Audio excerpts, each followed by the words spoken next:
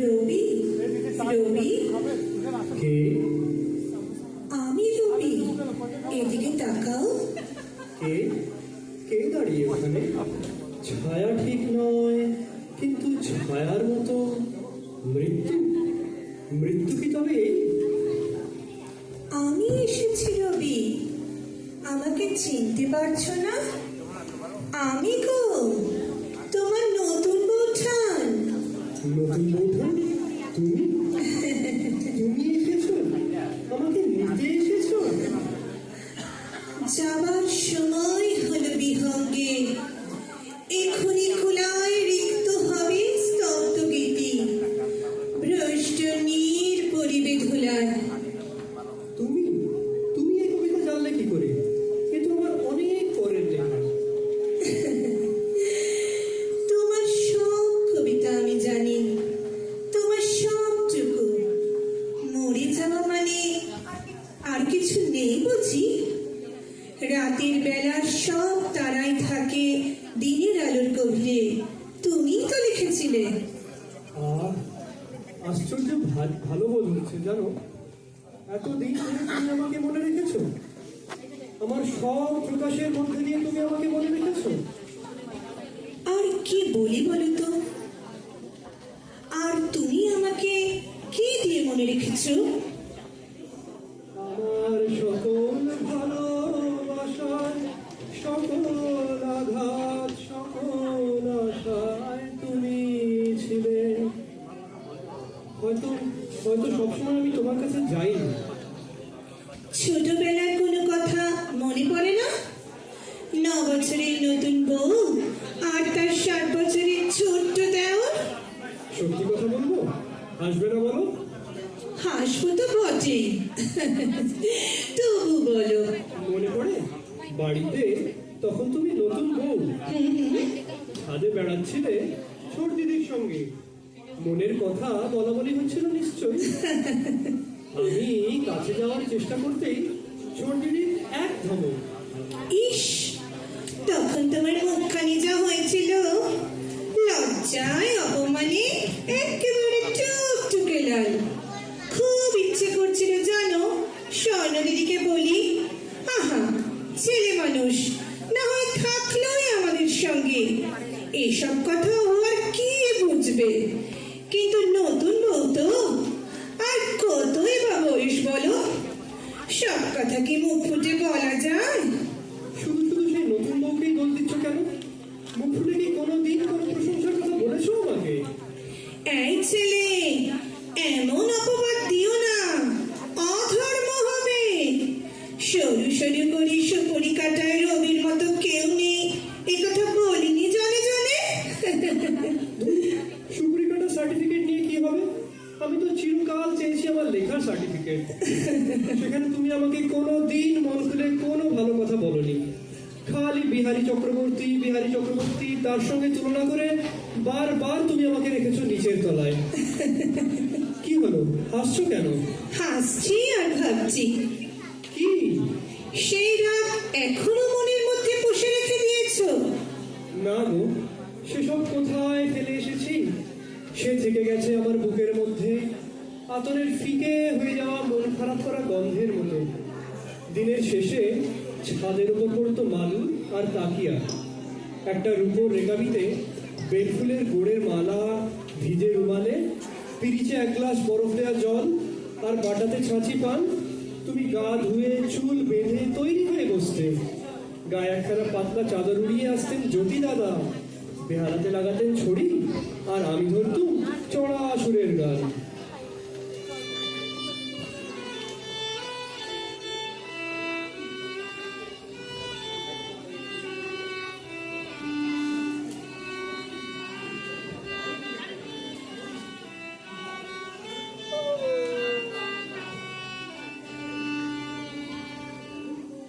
সূর্য ডোবা আকাশে ছাদে ছাদে ছড়িয়ে যেত আমাদের গান। হু হু করে দক্ষিণের বাতাস উঠত দূর সমুদ্র থেকে, তারায় তারায় যেত সমস্ত আকাশ ভরে। তোমার সঙ্গে আমিও গাইতাম, জোড়াসাঁকোর ছাদে বসে কিংবা চন্দননগরের সেই মোরান সাহেবের বাংলোয়। বাইরে খলখল বর্ষা, ঝাপসা নদীর উপর বৃষ্টি ঝরে পড়ছে অবিরাম, আর তার চারদিক খোলা সেই গোল ঘরের মধ্যে আমরা দুজনে মুখোমুখি বসে গান গাইছি। গানের পর গান, অসীম, অনন্ত। সুখীর ভাবনা কাহারে বলে, সখী যাতনা কাহারে বলে, তোমরা যে বলো দিবস রজনী ভালোবাসা ভালোবাসা, সখী ভালোবাসা কারে কয়, সে কি কেবলই যাতনাময়। সেই সব দিন থেকে গেছে আমার লেখার মধ্যে। বিবিধ প্রসঙ্গ উৎসর্গ করেছিলাম তোমাকে, লিখে দিয়েছিলাম। আমার এই লেখার মধ্যে লেখা রইল এক লেখা যা তুমি আর আমি পড়িব, আর এক লেখা যেটা বাকি সকলে পড়িবে। ঠিক যেমন তোমার রক্তকরবীতে কিশোর বলেছিল, ওই গাছটি থাক, ঠিক আমাদের একটি মাত্র গোপন কথার মতো। হ্যাঁ, তা তো হবেই। বলো, নন্দিনী আর কিশোর রক্তকরবীর এই দুটো চরিত্র, ওর মধ্যেও তো আমরা দুজনে রয়েছি। সেই সব দিনগুলো জানো তো রবি, আমাকে গোলাপের মতো ফুটিয়ে তুলেছিল। বল গোলাপ মোরে বল, তুই ফুটবি সখী কবে, বল গোলাপ মোরে বল।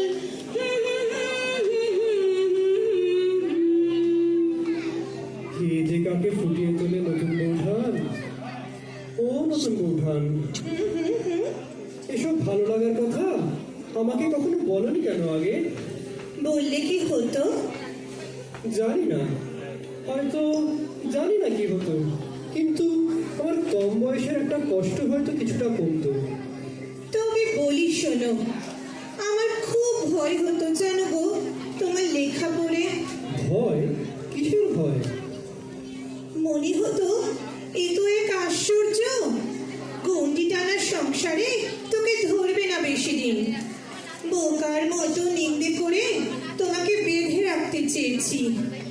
এত ছেলে মানুষ ছিলুম, ভাবতেও পারিনি জোর করে কাউকে বেঁধে রাখা যায় না, নিন্দে করেও যায় না, ভালোবাসা দিয়েও যায় না। তোমার দাদাকেও তো আমি বেঁধে রাখতে পারিনি। ছি ছি ছি, কি বলছো তুমি? দাদা তোমাকে ভালোবাসতেন, খুব ভালোবাসতেন। তুমি চলে যাবার পর কত লোক তাকে বলেছে বিয়ে করতে। অমন দেবতার মতো রূপ, অমন মানুষ, কিন্তু জ্যোতি দাদার ছিল এক উত্তর, বিয়ে করবো কি করে, তাকে ভালোবাসি যে। আমি বুঝতে পারিনি গো ঠাকুরপো, ছোট ছিলুম তো।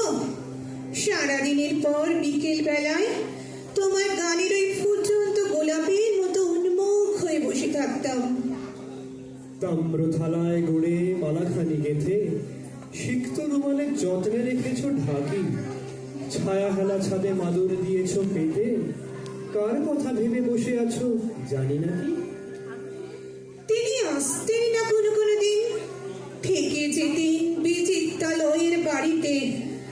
তারপর একদিন একদিন কি হয়েছিল বলো? বলতে কষ্ট হয় রবি, আজও এতদিন পরেও তোমার দাদার চৌপার পকেট থেকে একটি চিঠি পেলুম জানো, একজন অভিনেত্রীর বেশ কটি চিঠি। চিঠি? আসলে আমি তো সুন্দরী ছিলাম না কোনোদিন। তুমি সুন্দরী ছিলে না? কি আশ্চর্য, দুটি চোখ ছিল তোমার জানো বৌঠান।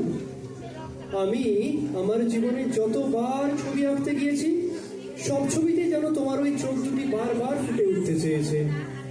কিন্তু এবারের তো সবাই আমায় পছন্দ করেননি। পছন্দ করেননি? কে তোমাকে পছন্দ করেনি? কেন? মেজ ঠাকুর চিঠিতেও তো লিখেছিলেন আমি যে কোনো অংশে আমার স্বামীর উপযুক্ত হতে পারি সে কথা তিনি বিশ্বাসই করেন না। সত্যি তো তোমার দাদার কত রূপ, কত গুণ, কত বিদ্যে, আমি তো সত্যি তার উপযুক্ত নই। সেই অভিমানে কি তুমি অমন করে চলে গেলে বৌঠান? ও বৌঠান, সেই অভিমানে কি তুমি অমন করে?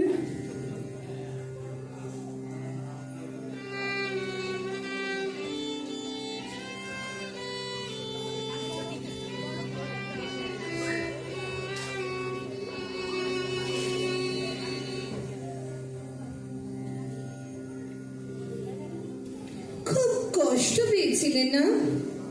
তুমি জানো না, আমার পায়ের নিচ থেকে পৃথিবী সরে গিয়েছিল, আমার আকাশ থেকে আলো নিভে গিয়েছিল। সে শূন্যতার কুহক কোনোদিন ঘুচবে সে কল্পনাও আমি কোনোদিন করতে পারিনি। আমি জানি রবি, তুমি সারাটা রাত খেপার মতো সারাটা ছাদ ঘুরে বেড়াতে। কতবার চেষ্টা করেছি জানো তোমার সামনে এসে দাঁড়াতে, তোমার মাথায় হাত বুলিয়ে দিতে, তোমাকে বলতে এমন পাগলামি করে না রবি, যাও শুয়ে পড়ো। কিন্তু মানুষ যা পারে আমরা তো তার সবটুকু পারি না। আমাকে তুমি খুব ভালোবেসেছিলে, তাই না? আর তুমি আমাকে ভালোবাসোনি? খুব খুব। সমস্ত জীবন ধরে আমি যত ভালোবাসা পেয়েছি, দিয়েছি, নিহারিকা পুঞ্জের মধ্যে যেমন তারা, তেমনি করে তোমার মধ্যে মিলে রয়েছে সব।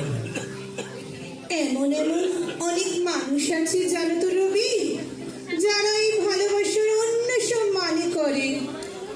জানি, তা তো জানি, কিন্তু তারা কি একেবারেই মিথ্যে কথা বলে বৌঠান? মিথ্যা বলে না? সবটাই কি মিথ্যে? ভালোবাসা যখন ছোট পুকুরের জল, তখন তাকে এ পুকুর ও পুকুর ভাগ করা চলে, কিন্তু যখন বন্যা আসে তখন স্নেহ, প্রেম, বন্ধুত্ব সব কিছু একাকার হয়ে যায়। এ তো আমি আমার সমস্ত জীবন ধরে দেখলুম, কিন্তু কই আমার কথার উত্তর দিলে না তো। অমন করে কেন চলে গেলে তুমি? কেন চলে গেলে অমন করে? কাপড়ওয়ালি বিশুকে দিয়ে আফিম আনিয়ে কেন চলে গেলে? দাদার উপর তোমার এত অভিমান হয়েছিল? শুধু তোমার দাদার উপর নয়, তবে আর কার? চুপ করে থেকো না, বলো কার উপর অভিমান হয়েছিল তোমার? উর্মিলা, উর্মিলা? স্বর্ণ দিদির মেয়ে।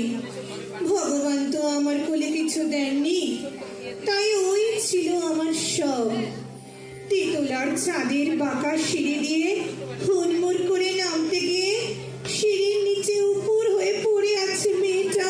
ওহ, ওইটুকুনি দেহটা যেন তুমড়ে মুচড়ে, থোকা থোকা চুলে জমাট বেঁধে লেগে আছে রক্ত। মা, ও মা! মনে পড়ে আমারও, কিন্তু তবু মনে হয় শুধু সেই জন্যই কি তুমি? তুমি এত জানতে চাও কেন বলো তো? সব প্রশ্নের উত্তর হয়, উত্তর পাওয়া ভালো। জানো তো, দিন দশেক আগে একটা না ঘোরের মধ্যে থেকে কবিতা লিখে ফেললাম, তুমি শুনবে? ও মা, হ্যাঁ শুনি। প্রথম দিনের সূর্য প্রশ্ন করেছিল, সত্তার নূতন আবির্ভাবে কে তুমি? মেলেনি উত্তর। বৎসর বৎসর চলে গেল, দিবসের শেষ সূর্য শেষ প্রশ্ন উচ্চারিল। পশ্চিমে সাগর তীরা নিস্তব্ধ সন্ধ্যায় কে তুমি? পেল না উত্তর। তাহলে জানো জানো বৌঠান, সমস্ত জীবন ধরে আমাকে একটা কষ্ট বইতে হয়েছে। লোকে বলেওছে এমন কথা, আমার বিয়ের যখন সম্বন্ধ চলছিল তখন তুমি একবার আত্মঘাতী হবার চেষ্টা করেছিলে, রবি, আর আমার বিয়ের 4 মাস পরে? রবি! না বৌঠান না, উত্তর যদি না দিতে চাও তো দিও না, যদি জানার কিছু বাকি থেকে যায় তো যাক না। ছাদেতে একটি বাগান করেছিলুম, তার নাম রেখেছিল নন্দনকানন। মনে পড়ে? মনে পড়বে না? সেই বাগানও কি ছিল আমাদের সব কিছু। আমি না কিছু পরে নষ্টনীর বলে একটা গল্প লিখেছিল, ওটা ভারতীতে বেরিয়েছিল। তার মধ্যে আমি ওই তোমার আর আমার সঙ্গে যে সময়টা আমরা ওই নন্দনকাননে কাটিয়েছিলাম সেই ছবিটা আমি এঁকেছি।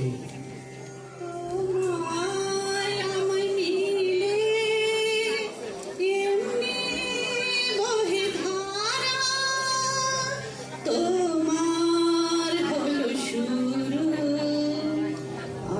আমার হলো সারা। তেমন ধরো অনেক কিছু ছিল রবি, শুধু নিছক বানানো গল্প ছিল না। হে হে, কোনো গল্পই কি নিছক বানানো হয় বৌঠান? কত রন্ধ্রপথ দিয়ে একটু একটু করে তাতে জীবন এসে মিশে। নন্দনকাননের কথা তুমি কি বলছিলে জানো? আমি বুঝতে পারছিলাম জানো, আমার সেই নন্দনকানন শুকিয়ে আসছে। উর্মিলা তো চলেই গেল, তোমার দাদাও সরে যাচ্ছেন। তুমি খাঁচায় বন্ধি শ্যামা পাখিটাকে মনে আছে তোমার? হ্যাঁ আছে। ওটার মধ্যে না আমি সব সময় নিজেকে দেখতে পেতাম।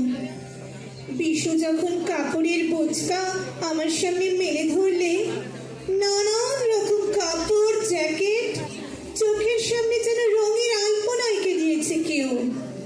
হঠাৎ মনে হলো, না না না, মানায় না, এত রং আমার ঘরে মানায় না। তারপর তারপর কি হলো? কি বলেছিলুম, কেমন করে বলেছিলুম, কিচ্ছু মনে পড়ে না গো আর।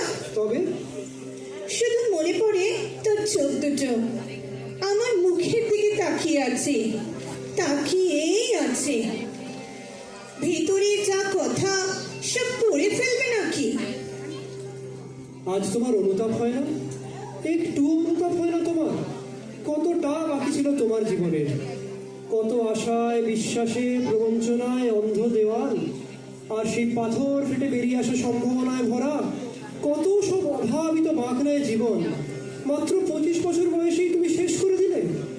বৌঠান, তুমি আমায় নিতে এসেছো? বৌঠান, বৌঠান, উফ, তোমার কষ্ট হয় না বৌঠান? ভোরের বাতাস দিচ্ছে রবি, শান্ত হও, একটু ঘুমিয়ে পড়ো। তোমার চাদরটা নেমে গেছে, বুকের কাছে টেনে দিই। উফ, উফ, উফ, উফ।